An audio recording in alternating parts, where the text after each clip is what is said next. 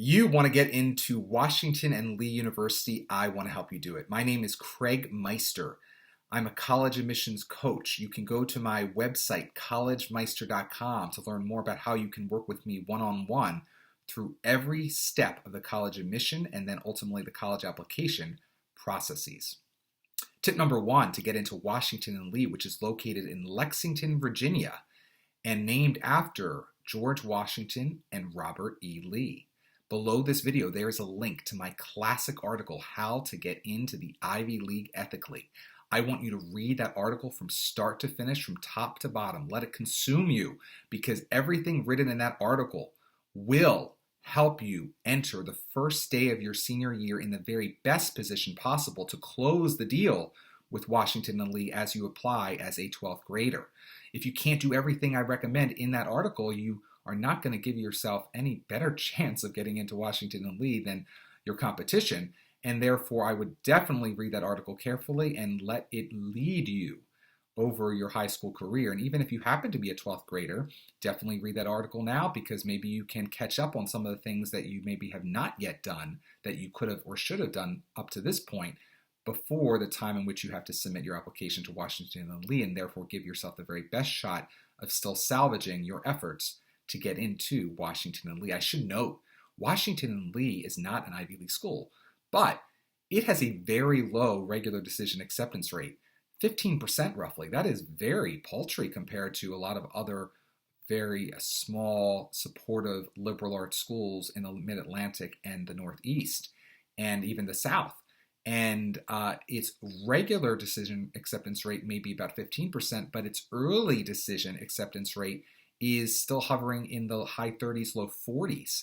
And so what that means is that tip number two is, when you apply is quite important at a school like Washington and Lee, you really, if it is your first choice, should consider applying to Washington and Lee early decision. Now, early decision is a binding admissions option, which means that if you apply early decision and you get into Washington and Lee, you really must attend. Washington and Lee does meet 100% of demonstrated family needs, so you should go in eyes wide open about what your family's finances are before you decide to sign on the dotted line, which of course your parent will have to do as well as your counselor will have to do as well. But if you feel like confident, that you're going to get the need-based aid that your family needs in order to make this commitment work for 4 years, your chances of going to Washington and Lee go up by basically 3 times.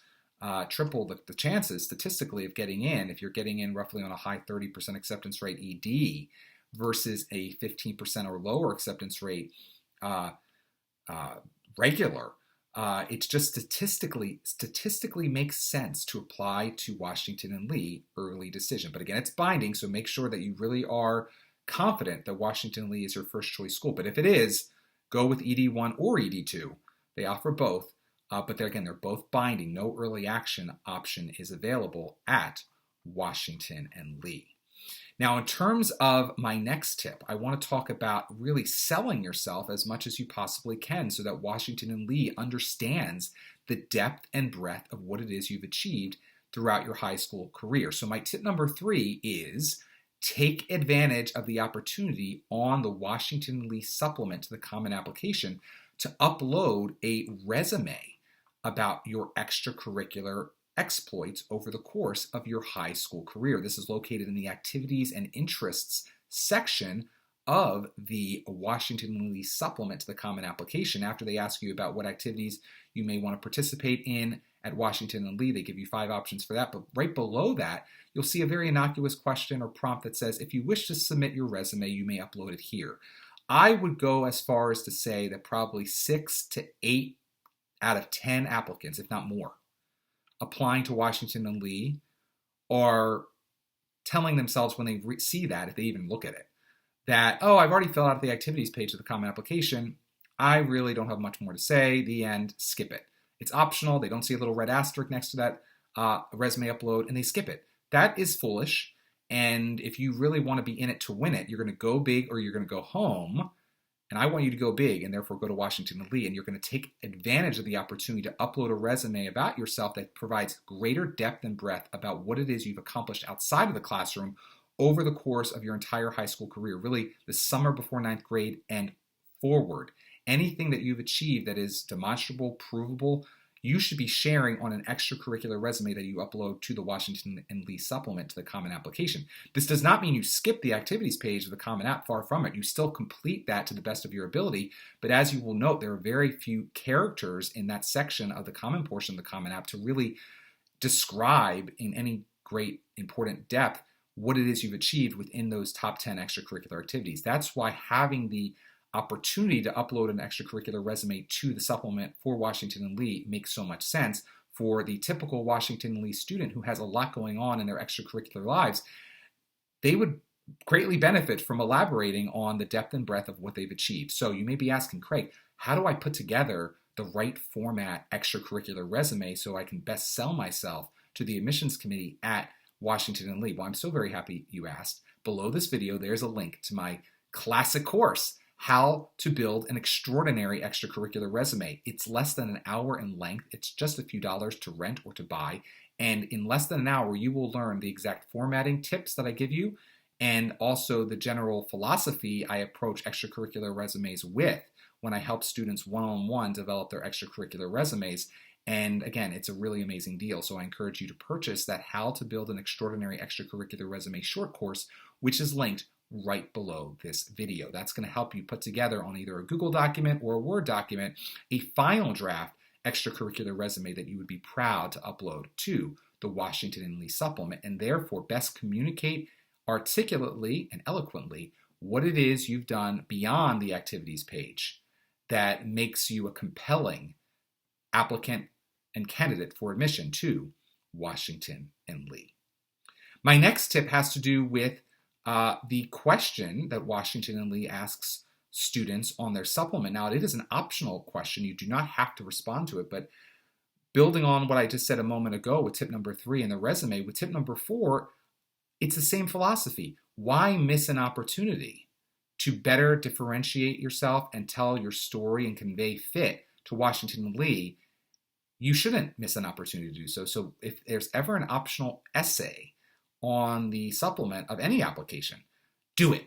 Do it, do it, do it. Please do it. Take the time to think about it, reflect upon it, and write a compelling story in response to that particular prompt. In the case of Washington and Lee, the prompt is as follows.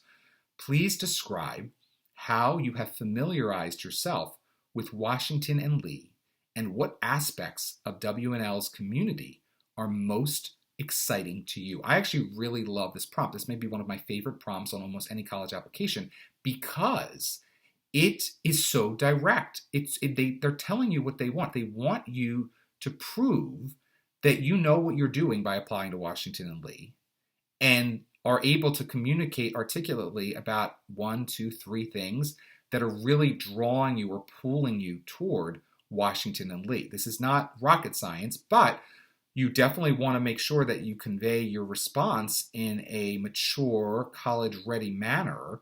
And so my first recommendation in terms of how to approach your response to this particular optional prompt on the Washington and Lee supplement to the Common Application would be to build it like a miniature essay. What do I mean by that? A 1 to 2 sentence introduction that includes a thesis where you introduce the argument that you will be making in the body.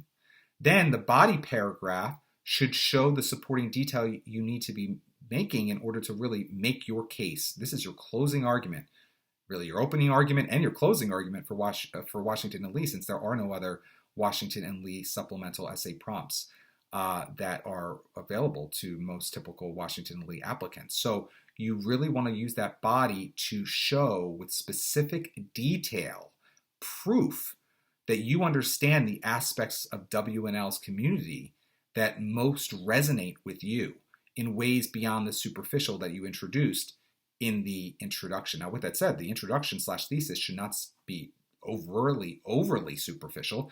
Even though it's short, it should still be as specific as you can possibly make it in order to have a very strong intro/thesis. But the body is where you're going to be able to elaborate and provide greater depth of understanding for the admissions committee that you really know what you're talking about, you've given this a lot of thought and reflection, and that you are up to speed on the elements of Washington and Lee that are best fits for you. And also you have the opportunity to communicate the elements of you that are the best fit for Washington and Lee, also within the body. Because again, the prompt is, please describe how you have familiarized yourself with Washington and Lee and what aspects of the WNL community are most exciting to you. This necessarily will require you to reflect on who you are today and who you see yourself becoming in the future, so as to provide you the opportunity to paint a picture of yourself engaging with particular opportunities, whether they be academic or extracurricular or social, on the campus of Washington and Lee, which again is in Lexington, Virginia.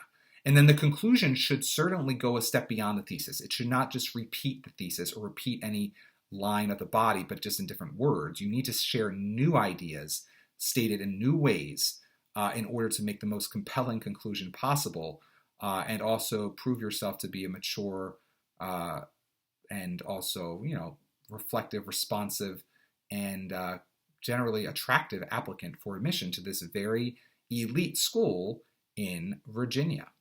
I should note, Washington and Lee has an amazing liberal arts program, but it also has an amazing business school, which is relatively rare for such a small school.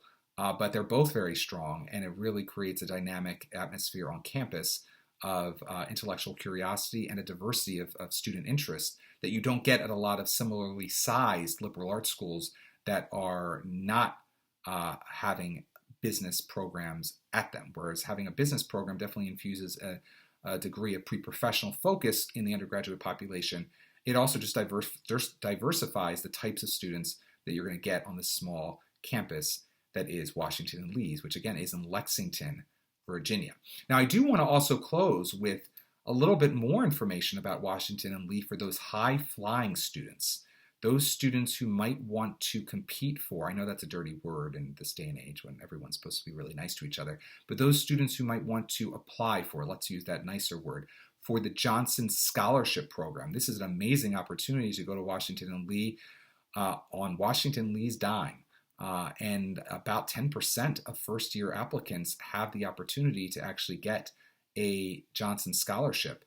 If you apply for that Johnson Scholarship, you will be given the opportunity on the Washington Lee supplement to the Common Application to respond to one of 5 additional prompts. You do not respond to all 5 of them. You have to respond to one of them.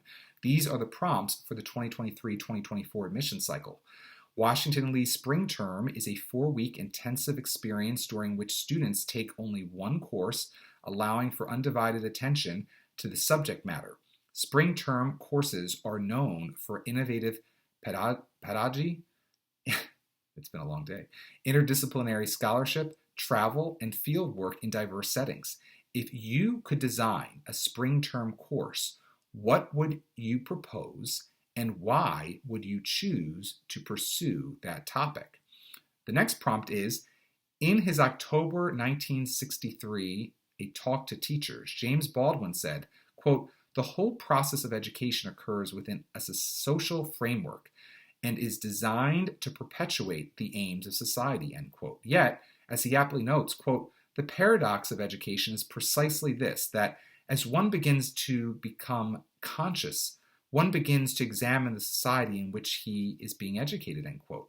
Baldwin suggests that the purpose of education is to teach us to think for ourselves and to question and change the, quote, framework, end quote, that we have come to understand and accept. What norms of your home or community have you become conscious of during your time in high school, and how would you like to use that knowledge to make it a better place? And then you have another opportunity to further differentiate yourself with another prompt, if you choose this third one. We live in a world in which much of our self-representation is curated online via short-lived social media stories and disappearing photos.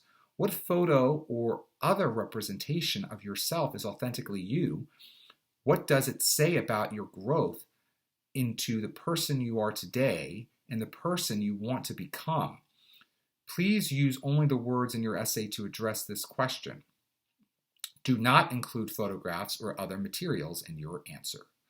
The next prompt is to promote literature in this rising empire and to encourage the arts. have been amongst the warmest wishes of my heart. That's a quote from George Washington in 1798. He was the first president, of course, of the United States and the first major benefactor of Washington and Lee University. Describe a work of art that has influenced you and discuss the impact it has had on you. And then finally, in mathematics, the shortest distance between 2 points on a flat surface is a straight line. While geometry is predictable, sometimes day-to-day life is not. Reflect on a time when your path was not as simple or direct as anticipated.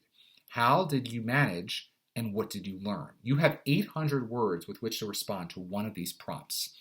I am not going to give a long screed on each and every one of these prompts. What I am going to say is I love all of them, and I think that your general philosophy as you approach responding to one of them should basically be the same, which is this is a personal, persuasive essay for Washington and Lee's Johnson Scholarship Committee to get to know you better than they've gotten to know you before.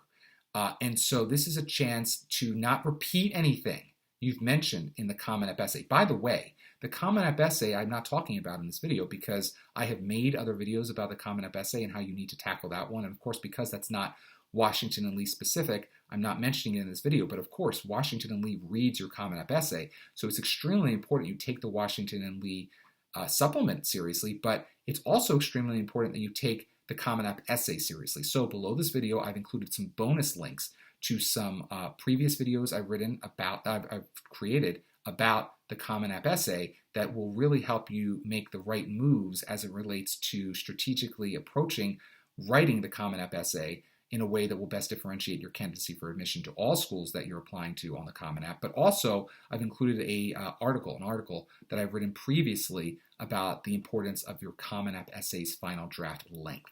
So all of that content that is bonus is included in links below this video. But in terms of your response to the Johnson program, the scholarship, amazing scholarship, I would say you want to treat it like a personal persuasive essay where you're sharing something you have yet to share anywhere else in the application, and you treat it like a traditional essay insofar as at least 5 paragraphs, again, you have 800 words, a strong intro paragraph with a thesis. Again, I'm a big fan of traditional writing, so a thesis statement would be lovely by the end of that first paragraph. Then several body paragraphs that really flesh out and prove your thesis. Where you're showing in specific detail the episode that you're building the essay around. In the case, let's say, of the one where you had a detour in life or that life was not a straight line, you really want to get into the weeds of that episode. Or in the case of the artwork that has influenced you, you really want to treat that seriously, so you don't want to rush. You want to really take the time to elaborate on the work of art and why it has influenced you and how it has impacted you. And then, of course, in the conclusion, you need to say something new. You need to say something new. Do not just repeat the thesis. Do not just restate elements of the body. Say something new that is thoughtful. It's sort of like a cherry on top of the overall essay that makes the committee, in this case, the Scholarship Review Committee, understand that you are a deep thinker, that you're reflective, and that you're someone who can conceptualize and contextualize the meaning of a particular event or element of your life in a way that is mature, thoughtful, and also gives insight into how you would think in the classroom or how you would behave as a general individual on the Washington and Lee campus over the next 4 years.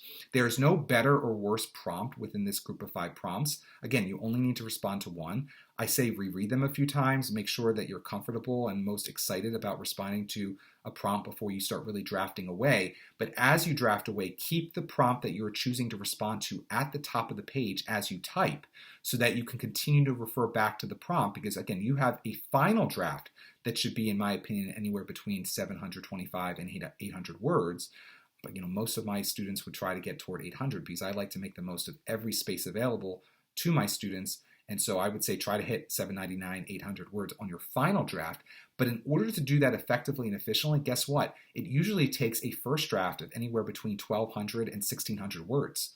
Because if you're a strong editor or you're working with someone who can help you edit it down, most first drafts, even of the best writers, can easily be trimmed down and really carved down nicely.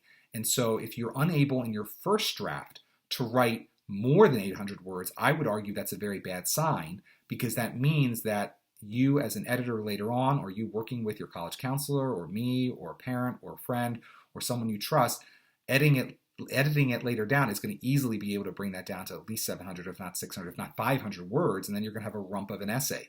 You want to make sure that you have more to say in your first draft than you're going to be able to fit into your final draft, because through the editing process, you're going to be able to winnow that down to the right, final, strongest, most muscular 800 words that you feel like are the most capable of making your case to the Johnson Scholarship Review Committee. And of course, I wish you the very best of luck in earning that scholarship if you go out for it.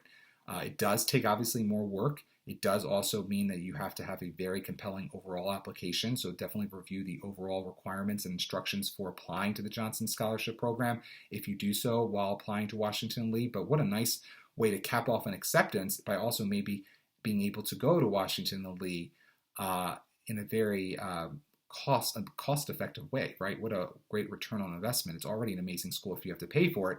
It's even a more enticing opportunity if you don't have to pay for it. So, my name is Craig Meister. I hope you've enjoyed this video, and I, of course, wish you the very best of luck getting into Washington & Lee. If you enjoyed this video, please give it a thumbs up. Please subscribe to my channel, and please tell your family and friends about it, because it could certainly help them as they navigate their admissions process to Washington & Lee, or the many other schools I've done videos about, and other videos about tips related to college admissions process, all of which are in my back catalog, which you can find at youtube.com/collegemeister. Again, if you want to work with me on one-on-one, I encourage you to go to my website, collegemeister.com. Until next time, stay safe and stay well, and I tip my hat to Washington & Lee.